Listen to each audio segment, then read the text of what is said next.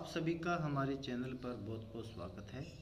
हम chapter number 12 की theory को कंप्लीट कर चुके थे और इस वीडियो में हम देखेंगे इसके शॉर्ट आंसर क्वेश्चंस अर्थात अति लघुतरात्मक क्वेश्चंस। पहला क्वेश्चन है, तरंगाग्र के लंबवत रेखा को क्या कहते हैं।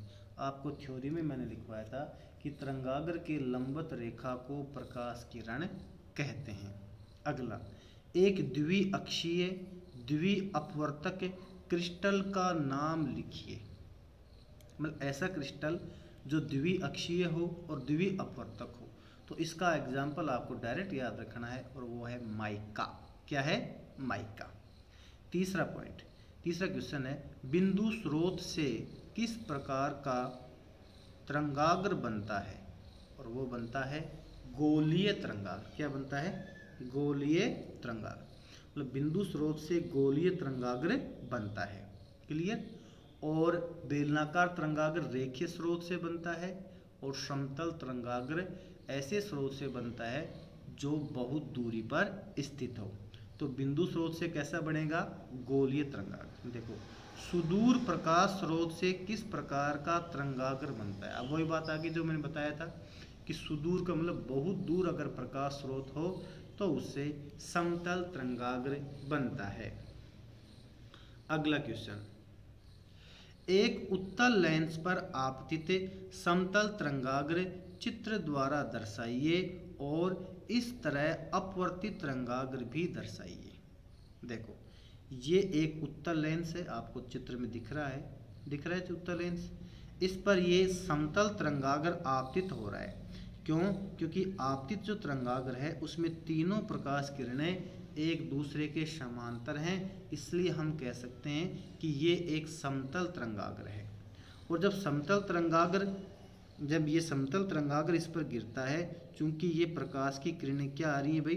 समांतर आ रही हैं एक दूसरे के। समांतर आने वाली प्रकाश की किरणें लेंस से गुजरने के पश्चात इसके फोकस बिंदु पर इकट्ठा हो जाती हैं। इस फोकस बिंदु F पर ये क्या हो गई हैं? इकट्ठा हो गई। ठीक है? और इससे जो तरंगाग्र ये बनता है वो तरंगाग्र बन रहा है कैसा? गोलीय तरंगाग्र। कैसा बन रहा है? ये गोलीय तरंगाग्र इससे बन रहा है। तो समतल तरंगाग्र को हमने A, B और C से लिखा और इस गोलीय तरंगाग्र को A डैश, B डैश और C डैश से लिखा।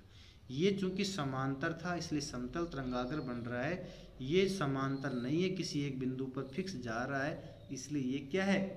एक तरह से बिंदु स्रोत के समान बिहेव कर रहा है, तो ये गोलीय तरंगाग्र इस पर बनता है। आगे चलते हैं। दो तरंगों के आयामों का अनुपात A1 अनुपात A2 है, तो इनकी तीव्रताओं का अनुपात क्या होगा? इसको भी समझो। जैसे मान लीजिए आपके पास दो तरंगों के आयाम A1 और A2 हैं और इनकी तीव्रताओं का अनुपात आपसे ये पूछ रहा है। तो देखो, I प्रोपोर्शनल A² होता है, ये आपको पढ़ाया था कि जो तीव्रता होती है तरंग की वो उसके आयाम के वर्ग के समानुपाती होती है। या I बराबर KA², जहाँ K क्या है? एक नियतांक है। प्रथम तरंग के लिए I1 बराबर KA1² और द्वितीय तरंग के लिए I2 बराबर KA2²। क्लियर? तो I1 अपॉन I2 बराबर KA1² अपॉन KA2²। K से K कट जाएगा और ये बच जाएगा A1² अपॉन A2²। और हम लिख सकते हैं कि I1 अनुपात I2 बराबर A1² अनुपात A2²। अगला क्वेश्चन है क्वेश्चन नंबर 7। निम्नलिखित में से कौन सी तरंगें ध्रुवित की जा सकती हैं? देखो, पहली तो है ऊष्मीय तरंगें और दूसरी है ध्वनि तरंगें। अपने उत्तर का कारण भी दीजिए। देखो, ध्यान से समझना मेरी बात को। ध्रुवित हम किसको कर सकते हैं? ध्रुवित हम उन तरंगों को कर सकते हैं जो अनुप्रस्थ होती हैं। तो अब इसमें से ध्वनि तरंगें तो अनुदैर्घ्य प्रकृति की होती हैं, इसलिए हम इसको तो ध्रुवित नहीं कर सकते, पर ऊष्मीय तरंगें अनुप्रस्थ प्रकृति की होती हैं, इसलिए हम इसको ध्रुवित कर सकते हैं। तो देखो, ऊष्मीय तरंगें अनुप्रस्थ तरंगें होती हैं जबकि ध्वनि तरंगें अनुदैर्घ्य तरंगें हैं, इसलिए ऊष्मीय तरंगें ही ध्रुवित की जा सकती हैं। अगला है नंबर 8, मेलस का नियम लिखिए। तो मेलस का नियम क्या कहता है, पिछले वीडियो में हमने देखा था, एक बार फिर रिपीट कर रहा हूँ मैं, कि जब अध्रुवित प्रकाश को ध्रुवक तथा विश्लेषक से गुजारा जाता है तो निर्गत प्रकाश की तीव्रता I ध्रुवक व विश्लेषक के मध्य के कोण थीटा की कोज्या कोस थीटा के वर्ग कोस स्क्वायर थीटा के समानुपाती होता है। इसे क्या कहते हैं, मेलस का नियम कहते हैं। I proportional cos square theta और I बराबर I0 कोस स्क्वायर थीटा, जहाँ I0 क्या है, प्रकाश की अधिकतम तीव्रता है। क्वेश्चन नंबर 9, ध्वनि तरंगों का ध्रुवण प्रेक्षित क्यों नहीं होता है। इसका रीजन थोड़ी देर पहले मैंने आपको बताया था, यहाँ फिर रिपीट हुआ है ये। तो देखो, ध्वनि तरंगों का ध्रुवण नहीं हो सकता क्योंकि ध्वनि तरंगे अनुदैर्घ्य प्रकृति की होती हैं और ध्रुवण केवल अनुप्रस्थ तरंगों का ही हो सकता है। 10वां क्वेश्चन है, दीर्घवर्तीय ध्रुवित प्रकाश को समझाइए। मतलब ये भी हम आपको पहले समझा चुका था मैं इसके बारे में। तो देखो आप, ऐसा प्रकाश जिसमें प्रकाश सदिश का आयाम दीर्घवर्तीय पथ पर घूर्णन करता हो उसे दीर्घवर्तीय ध्रुवित प्रकाश कहलाता है। ये बात हम थ्योरी में पढ़ चुके थे, वहाँ वर्तीय ध्रुवित प्रकाश, दीर्घवर्तीय ध्रुवित प्रकाश नामक से टॉपिक आए थे और वहाँ हमने इनकी डेफिनेशन को पढ़ा था। अगला, तरंगाग्र व किरण में भिन्नता बताइए। ये भी थ्योरी में आ गया था। देखो, समान कला में कंपन करने वाले कणों के समूह को तरंगाग्र कहते हैं। क्लियर। और तरंगाग्र के अभिलंबवत खींची गई किरण को खींची गई रेखा प्रकाश किरण कहलाती है।